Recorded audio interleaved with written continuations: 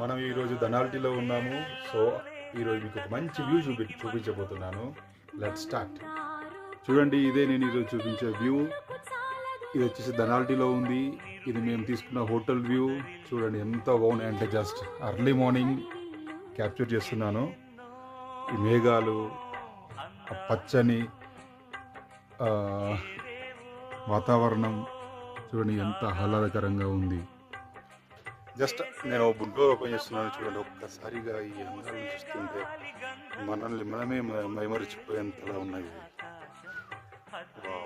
కోకిల శబ్దాలు, పచ్చని తోరణాలు,